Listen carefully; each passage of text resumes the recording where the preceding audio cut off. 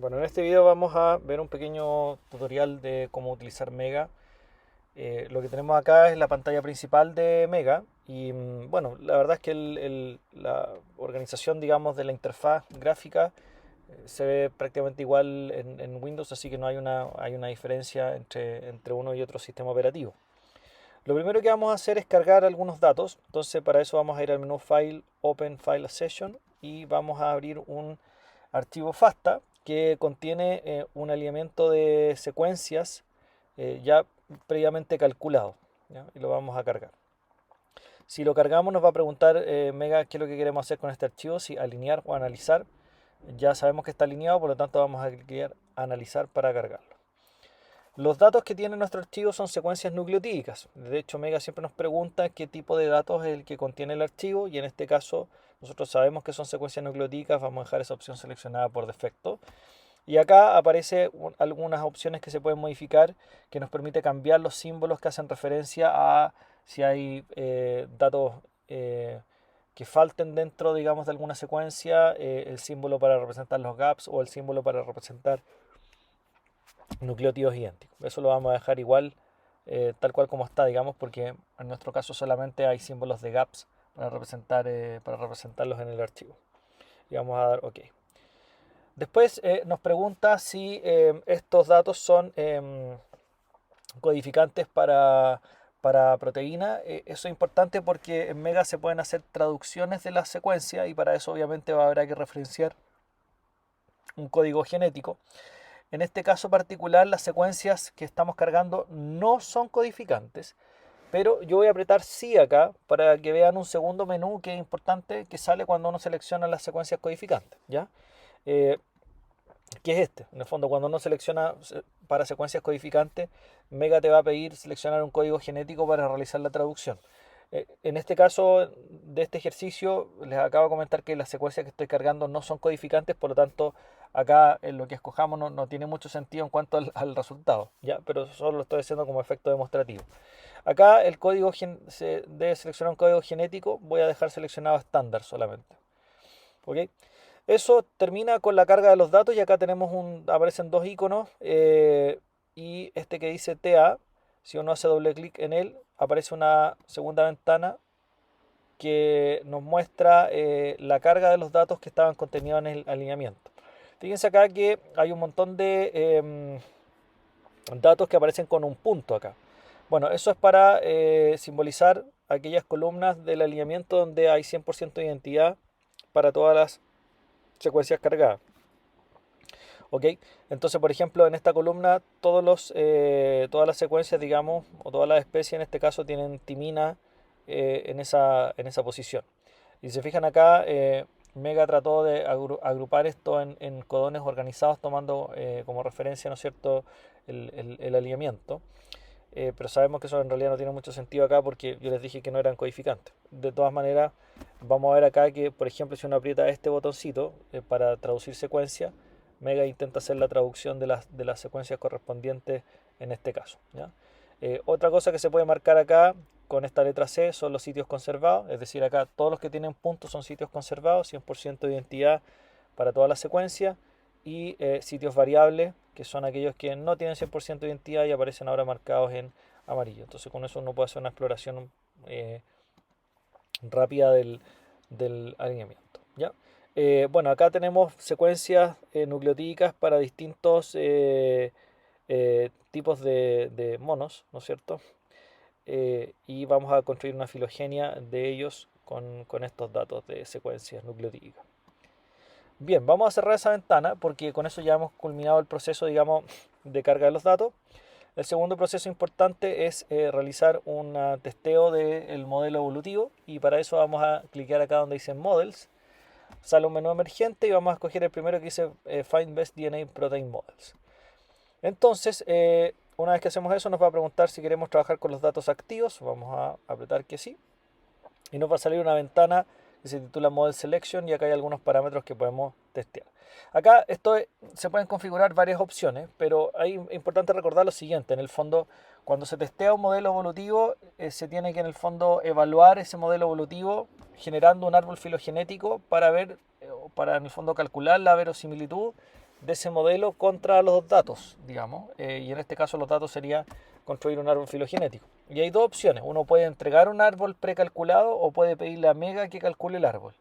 Como nosotros no tenemos ningún árbol calculado, acá vamos a partir indicando que el árbol a utilizar quede en modo automático, y entonces lo que va a hacer Mega en el fondo es calcular un árbol filogenético con neighbor joining para cada combinatoria de modelo y parámetros de modelo evolutivo, y de esa forma estimar, ¿no es cierto?, un likelihood o un parámetro estadístico para poder hacer la selección. El modelo de sustitución que vamos a testear obviamente es de nucleótidos porque nuestros datos son de nucleótidos. Y las opciones que vienen a continuación las dejaremos por defecto, pero tiene que ver básicamente con el tratamiento de los datos cuando aparecen en el fondo datos incompletos, ¿ya? El caso de complete deletion, que lo vamos a dejar por defecto, es una opción que permite eliminar aquellas columnas que tengan en el fondo gaps en los datos o en el alineamiento. Entonces, como les había dicho en algún minuto, cuando hay un gap no hay información. Entonces uno no puede testear ahí o no puede en el fondo calcular sustitución o mutación, digamos, porque no hay nucleótido. Entonces lo que hace Mega en el fondo es revisar el alineamiento y en este caso descartar aquellas posiciones donde exista gap y por lo tanto sacarlas, ¿no es cierto?, del cálculo para el árbol filogenético, ¿ya? Eh, con eso podemos apretar OK y lo que va a hacer Mega entonces en este caso es calcular, como ustedes están viendo ahí, distintos modelos y calculando los árboles correspondientes y modificando los parámetros para poder llegar al resultado. Y lo que sale finalmente es una tabla, como la que estamos viendo acá, que yo la estoy agrandando, que tiene un montón de parámetros como podemos ver, ¿no es cierto? Y es justamente acá una tabla, ¿no es cierto?, que tiene el ajuste por máxima verosimilitud para 24 modelos de sustitución de nucleótidos diferentes que se ven en esta tabla. Entonces, bueno, la primera columna es el nombre del modelo, algunos conocidos, hay otros que son nuevos que aparecen acá en Mega. Y acá tenemos estas tres columnas siguientes, tal cual como habíamos mostrado en la clase. Estos son parámetros estadísticos para ordenar a los modelos y en el fondo están ordenados de acuerdo, ¿no es cierto?, puede ser de acuerdo a este criterio BIC, que en el fondo son criterios, digamos, de contenido de información bayesiana, por ejemplo. Y acá en los modelos, si se fijan, están ordenados de mayor a menor por este criterio BIC. Tenemos acá, ¿no es cierto?, el logaritmo natural del likelihood del modelo, y acá en todo este sector, digamos, a la derecha de la tabla, desde el más i en adelante, tenemos otros parámetros del modelo, como por ejemplo, en este caso más i significa la presencia de sitios invariantes, ¿ya? En este caso no aplica. Acá tenemos la tasa de sustitución gamma, que fue ajustada en 0.16. Acá tenemos, por ejemplo, la frecuencia de ocurrencia de los nucleótidos, que en este caso frecuencia de ocurrencia de adenina se determinó en 0.25, timina 0.25, etc. Entonces en este caso las frecuencias de nucleótidos están fijas.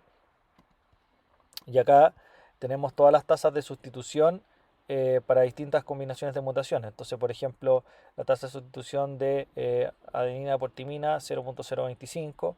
Acá una distinta, por ejemplo, la tasa de sustitución de adenina por guanina 0.2, etc. Aquí está pesando distinto las transiciones y las transversiones, por ejemplo. Con un peso equivalente en todo caso, porque a todas las transiciones le está dando el mismo peso y a las transversiones distinto peso, pero entre ellas son homogéneas, ¿ya? Entonces aquí están los modelos. Por lo tanto, el mejor modelo es el que aparece primero en la tabla, entonces sería el modelo K2, ¿no es cierto? Según lo que dice la tabla, que, ¿no es cierto?, es el modelo de Kimura 2 parámetros, y más G, que significa que en el fondo tiene una distribución gamma para considerar la variación en la sustitución en distintas posiciones de la secuencia. Entonces tenemos que recordar acá que vamos a utilizar Kimura 2 parámetros más G, y que nuestro parámetro G, en este caso gamma, es 0.16, ¿ya? Bueno, podemos minimizar esta ventana un segundo, en todo caso queda acá el resultado de lo calculado. Con eso podemos ir a la filogenia. Entonces ahora vamos a ir al menú filogenia y acá tenemos la opción de construir distintos árboles, ¿ya?, con distintos métodos. Método de máxima verosimilitud, que lo presentamos en la clase. neighbor joining, UPGMA, ¿ya? Vamos a hacer un ejemplo con neighbor joining. Entonces nos va a preguntar nuevamente si queremos usar los datos activos, claro que sí. Y acá nos aparecen algunas opciones para construir el árbol. Lo primero, test de filogenia. Acá tenemos la opción de hacer el famoso bootstrapping, que nos va a permitir evaluar la consistencia del árbol. Y vamos a dejar el bootstrapping acá. Uno puede determinar el número de pseudo réplicas que se van a hacer. Usualmente, bueno, esto por defecto está en 500, ¿ya? Y se sugiere que sea 500, digamos, para tener un muestreo lo suficientemente, un pseudo muestreo lo suficientemente amplio para evaluar la consistencia. Y lo vamos a dejar así acá. Modelo de sustitución. Bueno, acá modelo de sustitución para nosotros nucleótido, porque estamos trabajando con secuencias nucleotídicas, pero tengo que ir a buscar el modelo. Ahora, ¿qué modelo voy a buscar? Bueno, el que acabamos de testear hace unos minutos atrás. Entonces vamos a buscar acá el Kimura 2 parámetros, que ya sabemos que salió rankeado primero. Sabemos que vamos a incluir transiciones y transversiones, porque en nuestra tabla vimos que estaban pesadas distintas las transiciones y las transversiones. Y la tasa de variación entre sitios, aquí hay dos posibilidades: colocar tasa uniforme o colocar una distribución gamma. Y la distribución gamma la habíamos dejado en 0.16, ¿ok? Y el resto de los parámetros los dejaremos por defecto, y con eso vamos a calcular el árbol y apretamos acá OK. Entonces se calcula el árbol y se calcula los bootstrapping. Como ustedes pueden ver, aquí fue bastante rápido, y es porque también el método neighbor join es bastante rápido. Y lo que tenemos acá, ¿no es cierto?, es nuestro árbol resultado. Bueno, este árbol que dice original tree es el árbol que se calcula, ¿no es cierto?, tomando los datos y aplicando el método de neighbor joining con el modelo y parámetros que hemos establecido.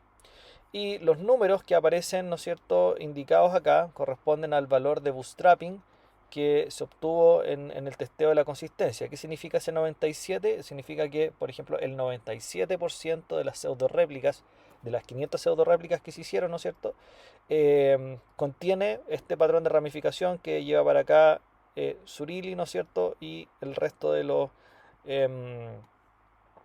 monos que están en esta otra rama que desciende acá. Ya, esa es la interpretación del valor, ¿no es cierto? Acá donde dice 15, por ejemplo, es que el 15% de la pseudo réplica logró agrupar de esta manera a Wawino y Tota, por ejemplo.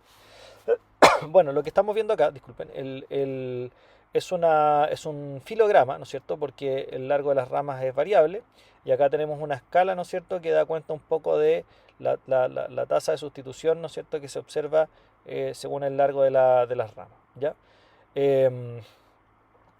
Otra opción es presentar esto como cladograma. De hecho, aquí dice topology only. Entonces lo que estamos haciendo acá es mostrar esto en modo cladograma. Y si se fijan, ya los largos de la rama no son proporcionales a la sustitución, sino que simplemente se muestra la topología. Entonces esto nos ayuda a estudiar un poquito más el patrón de ramificación. O lo podemos dejar como filograma, ¿no es cierto? Dentro de la opción filograma tenemos varias opciones. Podemos mostrar tradicional o radial. En este caso voy a activar la opción radial. Este es como el árbol no enraizado, ¿ya? Y ojo acá, porque cuando uno muestra el árbol tradicional en versión acá rectangular, como se muestra acá, esto no necesariamente quiere decir que haya un nodo raíz acá. De hecho, no existe un nodo raíz. Uno debe determinar acá el nodo raíz, ¿ya? Y de hecho, en este menú que sale acá dice root tree on selected branch. Entonces, por lo tanto, uno puede determinar una raíz acá. Y acá yo podría apretar ese botón y seleccionar, por ejemplo, esta rama como enraizamiento del árbol, ¿ya? Por ejemplo, si es que fuera así. Yo lo hice al azar nomás, buscando un ejemplo, ¿ya? Eso por una parte. Y hay una opción que se acaba de desaparecer acá, que necesito que se vea nuevamente, que es esta que dice Bootstrap Consensus Tree. A ver, este árbol que estamos viendo acá, que es el árbol consenso de Bootstrap, es un árbol que se construye en el fondo analizando todas las pseudo réplicas, porque las pseudo réplicas dan patrones de ramificación distintos, y por esa razón tenemos en el fondo valores de Bootstrap distintos acá en los distintos nodos. Entonces, lo que se hace con el Bootstrap Consensus Tree es que se examinan todas las pseudo réplicas y se dice lo siguiente, bueno, cuando en el fondo lo que construye acá es la topología en el fondo más repetida para armar, ¿no es cierto?, este árbol. Entonces toma las pseudo réplicas y va buscando cuáles son las más repetidas y entonces se toma y con eso se deduce, ¿no es cierto?, se construye una nueva topología para este árbol. Entonces hay dos tipos de árboles distintos. El original, que es el calculado directamente con el método de Neighbor Joining, y este otro que emerge a partir del consenso que se elabora con los Bootstrap. ¿Ok? Bueno, con eso, perdón, aquí vamos a cerrar la sesión. Con eso, bueno, aquí los resultados que han guardado entre paréntesis en, en la, en la ventana de Mega. ¿Ok? Bueno, ese es un procedimiento, ¿no es cierto?, bien rápido para poder construir árboles filogenéticos con Mega. De esa manera, ¿no es cierto?, pueden utilizar el software y hacer un análisis muy básico de filogenia utilizando, ¿no es cierto?, datos moleculares, en este caso de secuencias de nucleótidos.